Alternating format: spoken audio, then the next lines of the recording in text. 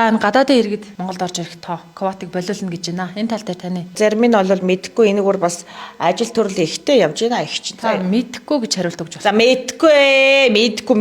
Энэ квотыг болиулснаар Монголд маш их Мэдгүй наач бөө юм болж ин заа юу над тэгээ мэдгүй. за гадаад ажилчид одоо Монголд тийм ээ одоо боловсралтай хүмүүсийг оруулж ирээд бүргээд байдаг шүү дээ. уучлаарай гişүнээ би юм асууж байна. Дабл нөгөө юу юм гэдэг. Даамраа битгүн. Гişүнээ би юм асуугаад байна танаас. За байж би энэ хоолундаа захиалж байна. За ахад ихнээс нас. Ярьж тэ асууж штэ ирж л эргэлдээ хоол маань тийм эцдэг. Их ч бас харагдах байдал нэм. За би ямар нэгэн хүнээ захиалгаар явуу. Мэдгүй за. За мэдгүй. Тэгэл бөөнөр орж ирээл нь Хязгаар тоотой юм хязгаарыг болиулж чаар чи энэ ч одоо үндэсний аюулгүй байдалд манай тодорхой хэмжээний бас за тодорхой хэмжээний тийм ээ бас аюул хөөхөн бацаа шүү чи нэрээ.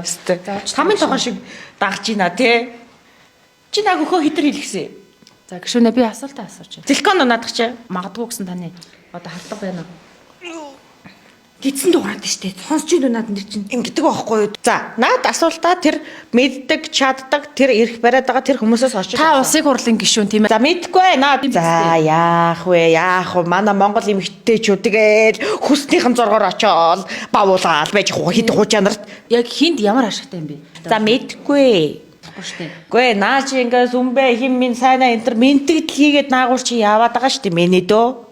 Анандо. Тэгвэл таны мэддэг юм юу вэ? Красага тоглоо сууж идин тэгвэл чи яасан за мэдгүй юу ковод юу гадаад Гишүүн байж мэдгүй гэсэн хариултыг өгч бол.